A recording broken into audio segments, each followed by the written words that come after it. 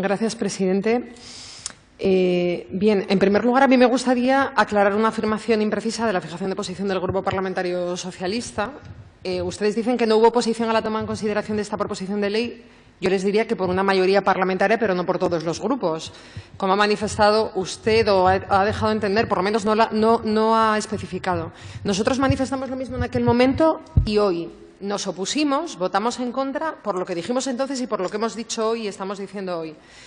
Hemos escuchado las opiniones y el criterio de las personas expertas esta mañana y de los miembros del Gobierno ahora, y nuestras impresiones sobre esta proposición de ley no cambian significativamente respecto a lo que adelantamos en la toma en consideración el pasado mes de febrero. Esta mañana el profesor universitario Jorge Coque decía que nos mandaría a septiembre o mandaría el texto a septiembre. Bien, no creo que nos diera tiempo a llegar a septiembre haciendo algo. Harían falta algunas convocatorias más. Y no por el manido argumento del atasco legislativo que utilizan de forma coral desde el Gobierno y desde el Grupo Parlamentario Socialista y que para nosotros esconde la incapacidad o el deseo por llevar adelante algunas iniciativas. Una de las opiniones más repetidas por los comparecientes es que esta proposición de ley no aporta nada significativo. Dicho en palabras textuales de uno de los expertos, es una lista mal articulada de palabras clave que se inicia en el título y en la exposición de motivos y que se repite a lo largo del articulado sin orden ni concierto. Normas con una obligación concreta se fijan básicamente en los artículos 16 y 20 de la ley. Todo lo demás consiste en una exposición de intenciones en que se dice, como si de una PNL se tratara, al Gobierno lo que debe hacer para apoyar, fomentar, mejorar, impulsar, promover, facilitar, modernizar, incorporar, contribuir, impulsar, activar.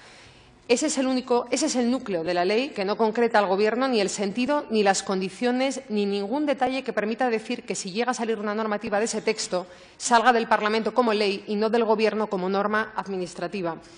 Por tanto, a las críticas por la vaguedad y la poca concreción de esta proposición también podemos añadir que es un intento de vender titulares en prensa mientras realmente no se trabaja nada por las pequeñas empresas, autónomos y emprendedores, ya que creemos que el PP está más ocupado en hacer otras cosas que en crear polos de atracción del talento. Y es ahí donde, curiosamente, esta proposición de ley se muestra concreta. Solo hay dos aspectos donde se citan acciones claras en el articulado. En primer lugar, cuando se trata de repartir fondos públicos de formación y de tutorización.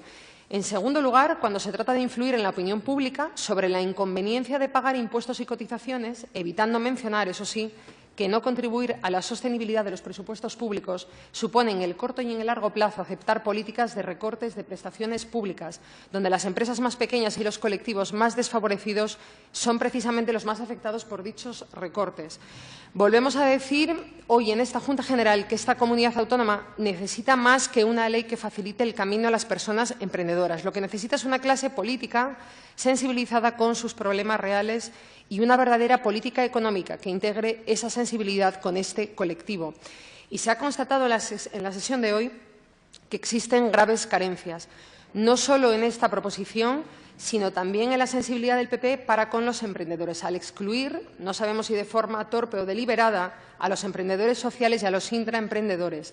Así, movimientos de sensibilización y acción ciudadana, de emprendimiento colectivo o de pequeñas marcas que tratan de aportar más valor añadido a sus productos y servicios quedan fuera de cualquier ventaja derivada del tratamiento de emprendedores.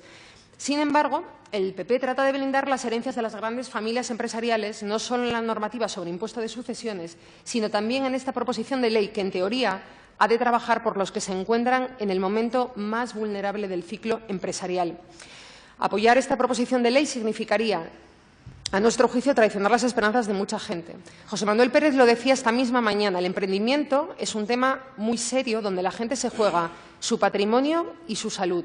Así pues, no vengamos a esta Cámara sin los deberes hechos. Hay demasiadas personas jugándoselo todo como para venir a hacernos una foto de palabras clave y no aportar una sola solución sobre los problemas del asesoramiento, la formación, la información, el ciclo de vida empresarial, la investigación, la innovación, la financiación, licitación pública, responsabilidad social, morosidad, tramitación, el tejido IDEPA, el emprendimiento colectivo, la consolidación empresarial, las startups, los canales de distribución locales, las empresas en crisis que ustedes no mencionan, la exportación eficiente, la atracción de talento, la creación de ecosistemas generadores de sinergias, el apoyo al medio rural o el liderazgo público de una política económica que ha de superar los perjuicios con los que el Partido Popular elabora sus propuestas. Gracias.